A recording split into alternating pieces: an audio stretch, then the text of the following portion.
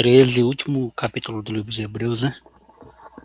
Hebreus, capítulo 13, a gente vai ler do 1 até o 8. Deixa eu só confirmar se é isso mesmo. Hebreus 13, do 1 a 8. A gente vai encerrar hoje nossa série de mensagens, né? Uma vida ordinária, graças a Deus. E eu escolhi esse texto de Hebreus 13, que é uma exortação final, né? Ali do livro, né? De Hebreus. E antes de ler, eu queria dar um pouco de contexto histórico do livro de Hebreus, que ele é um livro que ele argumenta de forma teológica, né, sobre a superioridade de Cristo, né, fala sobre Cristo ser maior que os anjos, fala sobre Cristo ser maior que Moisés, que os profetas, enfim. Ele fala também sobre a diferença de sacerdócio, né, de que o nosso sacerdote é Cristo, e ele finaliza ali, no texto que a gente vai ler agora. E o texto de Hebreus ele foi escrito em meados de 60, 70 depois de Cristo, né?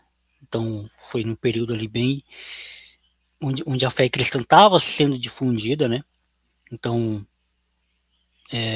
como a gente está aprendendo também na nossa escola bíblica, né? Que o Bruninho já participou, o Di vai participar. A gente não sabe ao certo quem escreveu Hebreus, né? É um mistério, né? Uns falam que foi Paulo, outros falam que foi Barnabé, Apolo, Lucas, mas não tem um consenso, né? De quem realmente foi o autor. E vamos lá para o texto. O texto diz assim: seja constante o amor fraternal.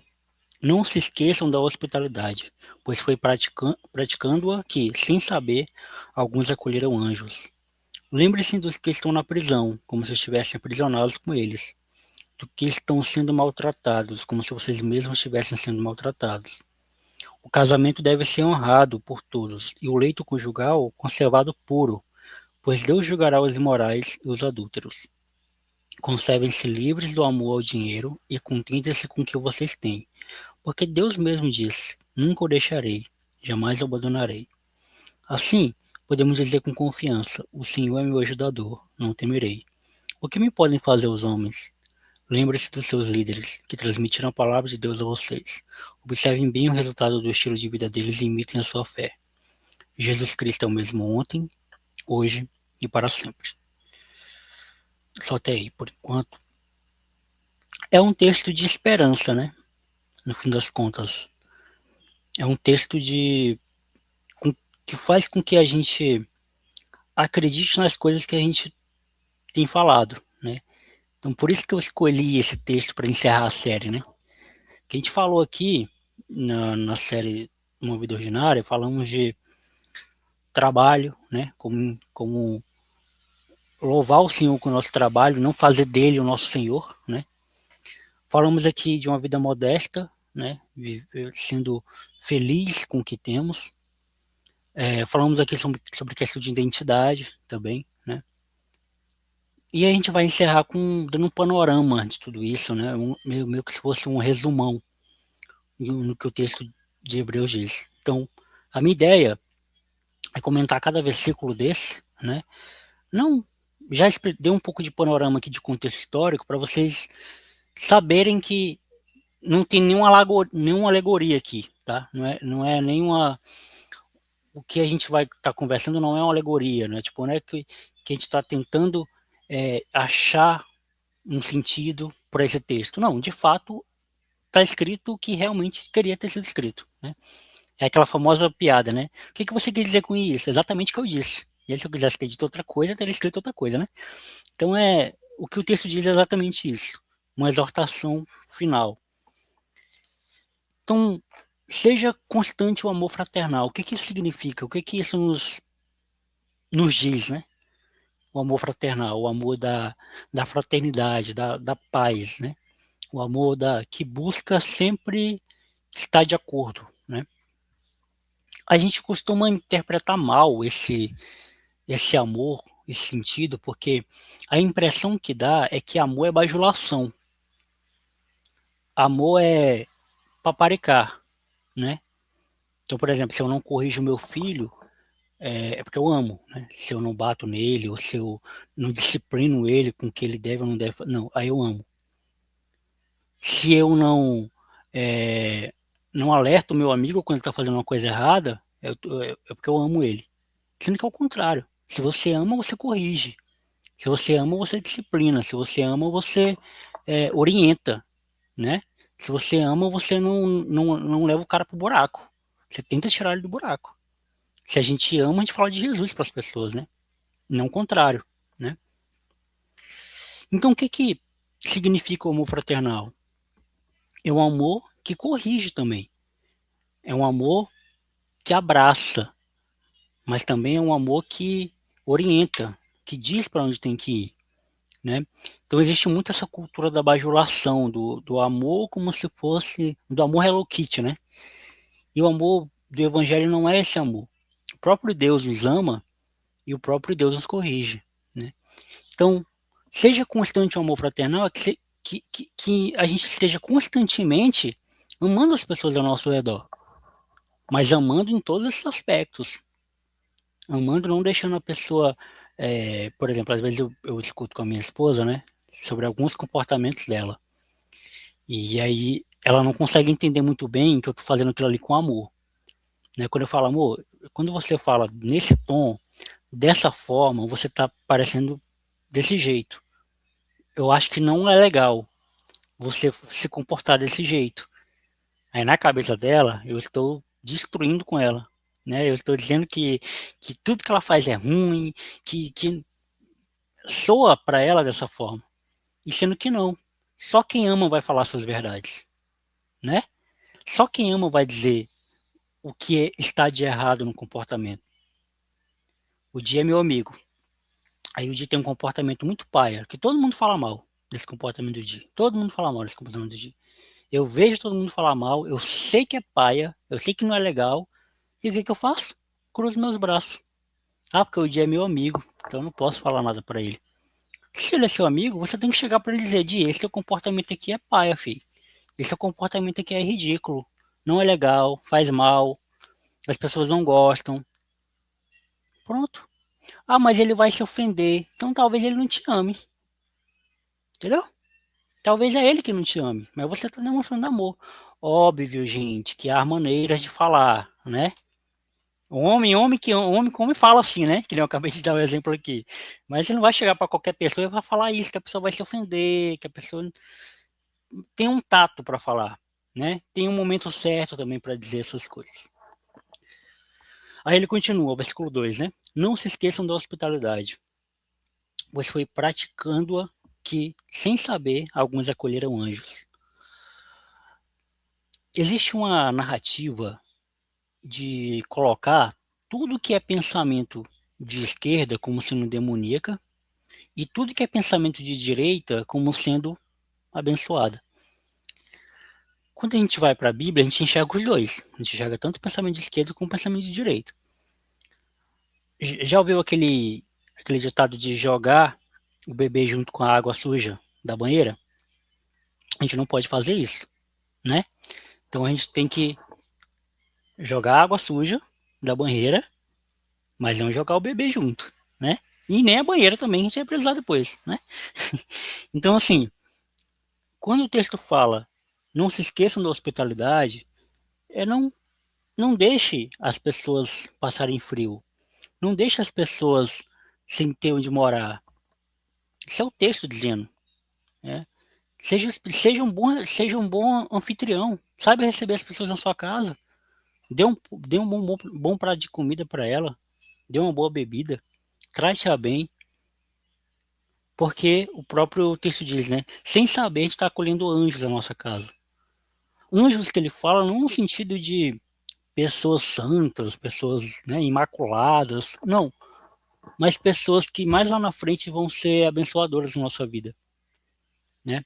Toda vez que eu convido alguém para o meu podcast, eu tento tratar da maneira mais top possível. Mesmo que às vezes eu discorde, né?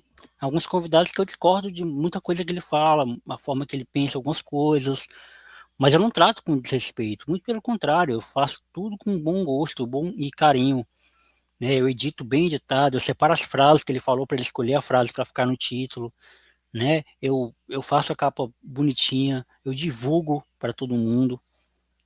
Ou seja, eu tenho um amor por aquele convidado, né? Porque ele cedeu o tempo dele para mim, para estar ali e tudo mais.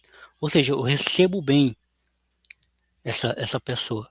E eu colho frutos disso, né? Meu próprio emprego, na verdade, é fruto disso, de um convidado que participou do meu podcast e me indicou para a empresa. Então, mesmo sem saber, a gente acolhe pessoas que vão nos ajudar, né? Que vão estar conosco. O que a gente falou antes de começar a pregação, né?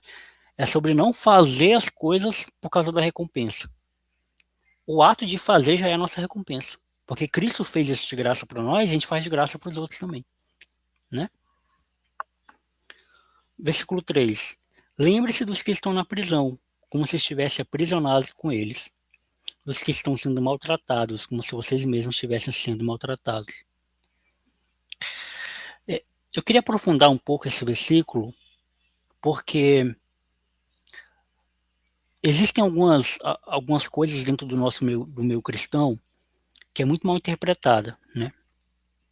E existe um fator chamado fator emocional. Então, é comum, na verdade, até esperado, que se você vê uma injustiça acontecendo na sua frente, o seu sentimento seja de dar com a mesma moeda, né? Retribuir na mesma medida. E o pensamento cristão, o coração cristão deveria ser o contrário. É virar outra face, é caminhar mais uma milha, né? É dar a capa, né? O pensamento cristão é você não revidar o mal com o mal. E muitas vezes a gente é condicionado a pensar nos prisioneiros, em quem cometeu um crime ou quem cometeu algo mal. Inclusive, esse é um pecado meu também, tá? A gente olha para essas pessoas como se eles não merecessem nada. Eles não tinham que merecer nada. Eles têm que morrer, né? Esse também é meu pecado, né? Estou expondo aqui meu pecado, né? De alguns criminosos, algumas pessoas que estão na prisão, não deveriam nem na prisão estar mais, né?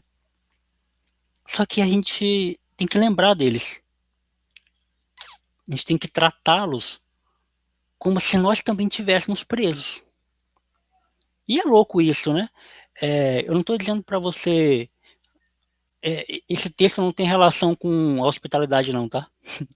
Não estou dizendo para você acolher um prisioneiro ou um ex-presidiário na sua casa. Não, não é nesse sentido que o texto está falando. Mas é para se lembrar deles como se eles tivessem. Como se eles tivessem, não, né? Porque eles são. Eles são a imagem e semelhança de Deus. Eles ainda são a imagem e semelhança de Deus. Quando o ladrão da cruz, né, olha para Jesus e fala: Senhor, permita que eu esteja contigo, né, no paraíso. Com certeza aquele ladrão tinha motivos para estar ali, né? Ele foi preso por motivos, né? O único que não tinha pecado e que estava ali sem merecer aos olhos da nossa fé, né? Mas ao olhar de Roma tinha, né? Era Jesus. E então a gente tem que olhar para essas pessoas com o olhar de Cristo, né? Com um olhar de misericórdia, para que elas se arrependam. Então, qual é a nossa oração para essas pessoas? Oração de arrependimento. Senhor, que o criminoso se arrependa, né? Que o criminoso devolva para a sociedade tudo aquilo que roubou, né? Que o criminoso encontre o Senhor. Se a gente for olhar para a Bíblia, a história da Bíblia é cheia de criminosos. Davi, Paulo, Pedro, tem um monte de criminosos na Bíblia. E que são pessoas que o Senhor encontrou, né? Então, quando a gente vem para o nosso tempo de hoje, a gente acha que todo criminoso não, né? Todo presidiário, vamos colocar assim. Todo presidiário merece realmente ser esquecido pela sociedade, né? Joguei isso no ar e aí você faça uma reflexão pessoal, né? Sobre o O que você acha justo de benefícios para quem está preso? Você acha que ter uma comida, uma boa comida para que ele se alimente seria justo? Né? Não ao olhar da sociedade, mas ao olhar como cristão. Né? O próprio Cristo vai falar: estive preso e foste me visitar. Ou seja, ele está se colocando numa condição onde existem filhos dele presos. Existem pessoas que Jesus morreu na cruz que estão presos. Estão em hospitais, estão nas ruas, estão nas esquinas, mas também estão presos. Né? 4. O casamento deve ser honrado por todos, e o leito conjugal conservado puro, pois Deus julgará os imorais e os adúlteros. Tem muita gente que interpreta esse texto errado. Muita gente mesmo. Inclusive interpreta esse texto para justificar que alguns tipos de sexo não pode fazer, né? Só que o texto não está falando de posição sexual, não está falando do que pode ou não pode na hora do sexo, ou do que pode ou não pode dentro do relacionamento. Não. Ele está falando de que deve ser conservado, ou seja, deve ser honrado e conservado puro. Qual é o oposto de puro? É impureza, né? E o que é impureza no contexto cristão? Pecado. Adultério é pecado? É pecado. Imoralidade é pecado? Moralidade é pecado. E o que é imoral? Tudo aquilo que não é moral segundo os olhos de Deus. Né? O que é moral aos olhos de Deus está na Bíblia, está revelado. Né? Fora disso, não tem nada. Né? Então, o que o texto está dizendo é: conserve o seu casamento, respeite sua esposa, trate ela como a noiva de Cristo. Né? É isso que Paulo vai dizer, né? Que o homem tem que dar a vida pela esposa, né? Tratar ela como se ela fosse a noiva de Cristo. Então, a gente tem responsabilidade sobre o nosso casamento, acima até de outras responsabilidades. Ou seja, eu sou mais responsável pela minha esposa do que eu sou pelo meu trabalho. Eu sou mais responsável pela minha esposa do que eu sou como filho da minha mãe. Eu sou mais responsável pela minha esposa do que eu sou como qualquer outra coisa, né? E aí, o contraponto dessa pureza, e o contraponto do leito conjugal que o texto fala é: pois, que é condição, né? Deus julgará os imorais e os adúlteros. Ou seja, ele está falando de coisas que vão contra a pureza do casamento, né? Se você trata o seu casamento como chacota, se você trata o seu casamento como algo menos importante, se você permite que entre no seu casamento coisas imorais, aí sim. E adultério, né? Que é conversar com outra mulher, desejar outra mulher, mulher desejar outro homem, conversar com outros homens e tudo mais. Versículo 5, que aqui pega muita gente, né? Conservem-se livres do amor ao dinheiro. E contentem-se com o que vocês têm. Eu acho que livre do amor ao dinheiro é de boa, né? Agora, contentar com o que tem, isso aqui pega muita gente, né? Porque Deus mesmo disse: nunca o deixarei, jamais os abandonarei.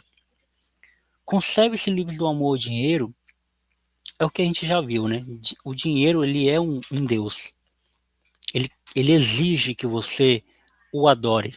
E ninguém pode ser adorado além de Cristo, né?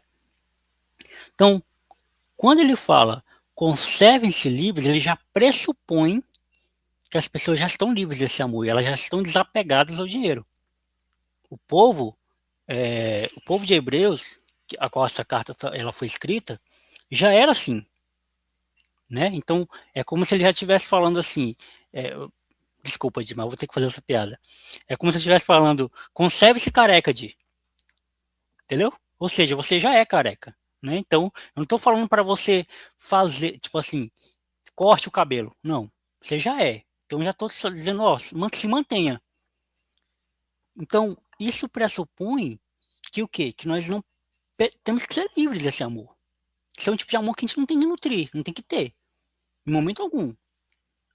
Então, toda vez que você vê um cristão que ama o dinheiro, que é apegado ao dinheiro, que acha que o dinheiro é a coisa mais importante na vida dele, que acha que, o dinheiro não resolve todos os problemas, mas o meu resolveria, tem um pé atrás com esse cara, um pé atrás com essa pessoa, porque o texto diz que é para a gente se manter livres desse amor ao dinheiro. Eu, eu, eu tenho até uma piada, né, que eu falo que eu odeio tanto dinheiro que quando ele cai na minha mão eu já quero gastar. Que é para eu não ver ele, que é para eu não ter contato com ele, que eu não quero ter ele acumulado, né? Porque Deus mesmo diz: nunca o deixarei, jamais o abandonarei. Existe uma promessa para os filhos de Deus. Existe uma promessa sobre nós que a gente não vai ser abandonado. Existe uma promessa para todos nós de que Ele não vai deixar a gente padecer, passar necessidade. Ele não vai deixar a gente sofrer, a gente morrer à míngua por causa dessas coisas. Ele vai nos dar o escape, ele vai nos dar o mantimento, ele vai nos dar o arroz com feijão. Então, não só o texto diz que é para a gente se manter longe do amor ao dinheiro, como ele fala, contente-se com o que vocês têm. Não é, não é, não é só aceitar o que você tem, é ser feliz com o que tem. É se contentar, é ser alegre. A gente está, eu e minha esposa, né, a gente está vai iniciar o mês agora, a gente vai pagar as contas e a gente pegou e. Será que a gente vai ter dinheiro para o nosso lazer? Aí eu falo assim, tem que ter, ué. Tá incluso. Tá incluso, porque eu não separo o dinheiro do gás pro dia do lazer. É a mesma coisa, é uma coisa só. Eu sou um homem completo. Eu não sou um homem separado. O Jonathan cristão, o Jonathan que trabalha, o Jonathan que. Não, eu sou um Jonathan só. Então essas coisas eu tenho que unir tudo, eu tenho que dar um jeito de condensar tudo para ser pleno, né? Eu tenho que ser realizado em todas as áreas da minha vida. Então, assim, não só aceitar o que você tem, as coisas que você tem, como ser feliz, buscar um lugar de paz. Um amigo meu uma vez estava passando por uma dificuldade na relação com os pais, enfim. Eu aconselhei ele, falei, cara, se você se vê achando uma solução morando aí, sendo feliz aí, você consegue achar uma maneira de que você preserve essa relação com seus pais e fique bem aí? Se você conseguir, amém. Se não, busca esse lugar, cara. Vá morar só, aluga um apartamento. Porque é isso que o texto, é isso que a Bíblia nos orienta. Viver em paz. E viver em paz é viver tranquilo, é sem ninguém te atormentando, sem ninguém te enchendo o saco. Quando eu falei quando eu me juntei com a Natanael, eu falei que eu queria morar num bairro bom, as pessoas me olharam assim, muito, tipo assim, como assim bairro bom? Tá querendo desprezar a favela, desprezar de onde você veio? Cara, não é isso, é porque eu cansei de morar em bairro que tem tiroteio toda noite. Eu cansei de acordar e ter um traficante na esquina da minha rua armado. Eu não quero isso pra minha vida mais. Nem pra minha vida, nem pra vida da minha família. Então eu quero morar, mesmo que eu pague algo, nem que eu pague a mais, nem que eu pague, nem que eu tenha que apertar em alguma área da minha vida, mas isso é uma prioridade da minha vida.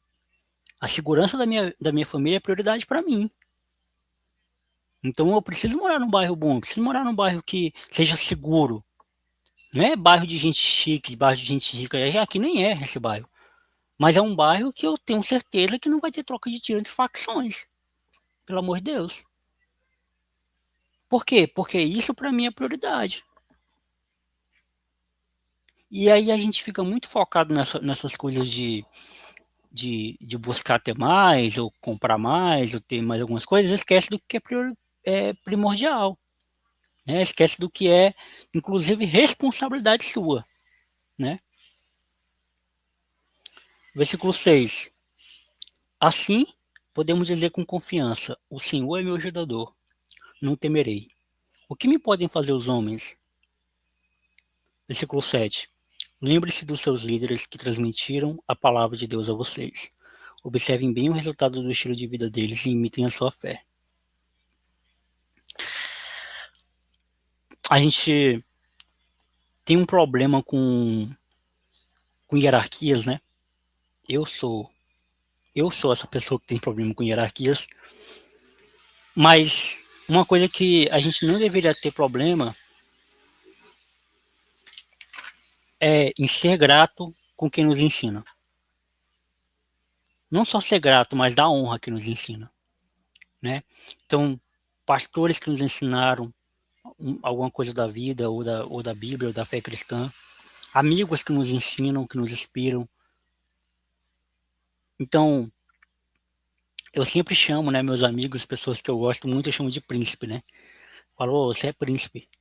São pessoas que me ensinam, de fato, me inspiram, me ajudam. E eu tento pegar de cada um algo para minha vida, para aplicar na minha vida, né? Então, quando me perguntam, Jonathan, por que você é tão legal assim? É porque de cada amigo meu, de cada pessoa que eu conheço, eu pego alguma coisinha para me edificar. De cada amigo meu, eu posso citar uma qualidade que me inspira, que me faz querer ser melhor, né? Que me faz querer ir além. Aprendo isso com minha esposa, aprendo isso com os meus amigos, aprendo isso com a minha mãe, com a minha avó, aprendo isso com vocês, nossa comunidade, né? E o versículo 8. Jesus Cristo é o mesmo ontem, hoje e para sempre. Ele é imutável, né? Ele não muda conforme as necessidades, as dificuldades. Ele não muda conforme as coisas vão mudando. Ele não muda conforme o que é conveniente ou o que não é conveniente. Ele é o mesmo. Ele existe e ele subsiste para todo sempre. Amém? Então,